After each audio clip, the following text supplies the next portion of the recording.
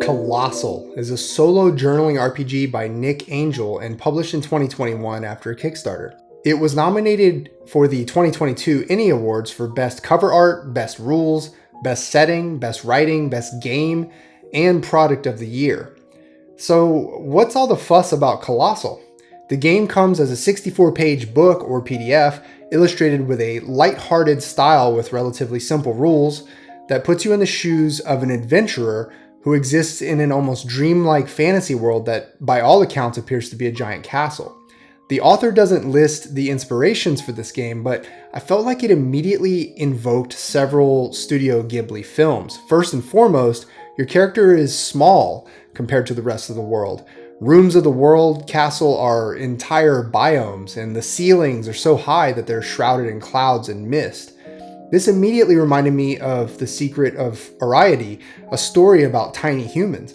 Of course, there aren't any outdoor cats in this game. Actually, there aren't any giant animals of any sort. Your enemy comes pretty much in one form, and that's a rook, an autonomous castle-like golem or construct that varies in size and construction. The concept of the rook reminded me of the robots in Castle in the Sky, where the drones are immensely powerful but don't quite seem to have a soul. Rooks can get quite large in the game, and larger ones sort of reminded me of Howl's Moving Castle, a story that includes an almost living, breathing house that ran around. These movie touchstones don't exactly match the setting of the game though, so let's actually jump in and see what Colossal gives you. This video is sponsored by the Wicked Ones and Undead Awakening offset print run on Kickstarter. For the first time, Wicked Ones is being printed in an ultra deluxe slipcase alongside its long-awaited expansion Undead Awakening. If you haven't seen my review of the game, Wicked Ones is a forged-in-the-dark tabletop RPG about a group of fantasy monsters building a dungeon, launching raids on the surface to gather a horde, and pursuing a nefarious master plan. Along the way, there's pillaging, rituals, concoctions, contraptions, discoveries deep in the ground, dungeon rooms, traps, creatures, minions, and so much more. The Undead Awakening adds a new campaign style where you wage war against humanity and grow your power along 3 domains: corruption, horde, and horror. It's a race against time as your time in the world slowly rots away. At the 11th hour, your final conquest begins and the fate of humanity is decided. The highest reward tier for this project includes the 2 hardcovers with a slipcase, a 2-piece cartography kit, 7 sandbox maps, 5 blank dungeon maps, a set of 6 exclusive Wicked Ones D6s that work with almost any other Forged in the Dark game, and a dice pouch. The window for late pledges and pre-orders is going to be very short for this one, so make sure to grab your dark rewards on Kickstarter before it's too late. The link is below. So the idea is that you're an adventurer in a world called Colossal, an impossibly massive castle in which the rooms are so large that they contain mountain ranges, oceans, towns and cities, and every other landscape you'd find in a normal world. But aside from the landscape features, there are also castle features like staircases, windows, doorways, balconies, statues, and pillars, all writ large as if you were just a few inches tall. One of the main sources of narrative conflict comes in the form of rooks, which are living stone automatons powered by one form of magic or another and vary in design and size. So just to be clear, this is a relatively minimalist solo journaling RPG, so you're not going to get an exhaustive list of different types of rooks. You have to come up with the details yourself for the most part, but there are some important truths about the rooks. The first is that they are the only source of magic in all of Colossal. The second is that the people of the towns and cities base their technology and the very function of their civilization on the parts and refurbished components of the rooks. When you make your character in the game, you really only need to define 4 things: a calling, a nature, a class, and a weapon. Your calling could be as simple or as complex as you like, but it's a statement about your character's core drive.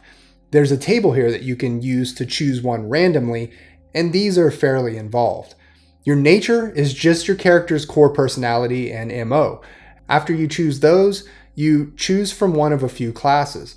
Your class dictates your 2 starting core stats, exploration and combat, but more importantly, it determines what kind of adventurer you are through your primary artifice, at least at the start. So for example, for the armed, you have an appendage salvaged from a rook attached to you. In all the illustrations in the book, the appendage is attached to the back. The armed can only control their appendage after going through a complex attunement ritual called a grafting, which is not mechanically defined in the game, but rather a narrative backstory sort of thing. Over time, if it makes sense in your story, your character can acquire multiple appendages, but even a single appendage opens up the possibility of your character suffering from strange memories and hallucinations originating from the appendage itself. In any case, the story of an armed class character centers around those rook appendages and the relationship with it. The followed has a different artifice that defines them as a class, and that's a rook's core. Inside of every larger sized rook is a cute little rookling who contains the magical core and maybe the brains of the rook itself. They're not exactly rare. You can trade goods for a rookling in any given city and salvage them from defeated rooks. Mechanically, as a followed, if you make an unarmed or magic attack, you get to describe your rookling making the attack. This is purely narrative though, like a lot of things in this game. As a followed, the focus of your backstory and your narrative moving forward is on your relationship or connection with your rookling. The helmed are the magical users of the game. They all wear a unique headpiece or helmet that contains the magical core of a rook. Although the helmed don't need to be attuned to their headwear the way an armed needs to be attuned to an appendage, they're still special in that they intrinsically understand how the rook magic works. The mounted base their livelihoods and their freedom around a contraption that allows them extended mobility. These machines can take virtually any shape as long as they're described as having been salvaged from a rook, and thereby have a magical mechanical nature as illustrated throughout the book. Like the helmed, the mounted just understand rook magical circuitry more than others, and they live the life of a nomad or a scavenger. Every mount has its own weapon, and a player can opt to use that weapon instead of the one they carry on their person in combat. Again, purely narrative. Magic in the setting comes in 3 forms by default: electric, rumble, and ice. Anytime you encounter a rook, it embodies one of these 3 forms, but again, it's strictly for narrative flavor. Just to make things more interesting, the book suggests that occasionally you might encounter a rook operating with a different form of magic, something incredibly rare that makes for a one-of-a-kind rook. So there are 2 phases in the game, exploration and combat. You start your journal with an exploration phase, drawing the number of cards equal to your exploration score and set them down in front of you. Each card has its own prompt depending on value and suit, and you're supposed to interpret all those prompts one by one. Sometimes a card in an exploration phase will trigger a combat, in which case you'll need to resolve that by either fighting or running away. A king or queen will always result in a rook encounter. A jack will always mean that you found one kind of item or another. Cities are really straightforward in the game. First of all, they're constructed mostly out of rook parts. The roads, the buildings, even the pavement on the streets, and every last contraption people use in their everyday lives is derived from rooks. Second thing is that you can create a new city on the fly with just a few simple steps. The first thing you do is pull a king, queen, jack, and 10 from your deck, and 4 more cards at random. Then place these cards on the table one by one, each one touching the last, but in any shape that you want. You will then draw or somehow record this card diagram and return the cards to your deck. That diagram is the map of your city. The first of those 4 required cards represents a Hunter's Guild, where your character can pick up new quests, and there's a very concise formula here for how to generate a new quest. Money in the game comes in the form of treasure, as in 1 treasure, 2 treasures, 3 treasures, and so on. It's just a fungible unit of wealth. If you draw a 7 for a city, it will include a rookling creche or nursery, where you can trade in a rookling that you might have, or just straight up buy a rookling for 2 treasures. I actually found this a bit odd because I initially thought that having a rookling as a followed class was something special, but this game isn't that restrictive. The class you choose at the start doesn't really lock you into one special artifice or another. So in that vein, if you want your character to come across a mechanical mount, even though they didn't start as a mounted, you just need to make it make sense in the fiction. If you draw a 9 for your city, you create a house for sale. And for the standard price of 20 treasures, that house can be yours, where you can get a full heal once per stay, as well as fast travel between known hunters' guilds. As you can see with the items here, some just exist for narrative flavor, while others have a light game mechanic associated with them. I'm going into spoiler territory here, if you want to call it that. The book says not to read this section until your character has physically ascended Colostle all the way up to the battlements, or rooftop. But here we are. The rooftop of this castle world is described as a bare wasteland shrouded in mist and perpetual twilight. There are tops of trees and sprawling barren fields like a prairie. But most importantly, there are meteors that fall from the sky every so often, and when they reach the ground, they stop, unfold, and reveal themselves as high-powered rooks called astrolithic rooks. These are burning hot machines of death, and anytime you encounter one, you have to choose whether to hide from it for hours or days, or face it in battle and probably die.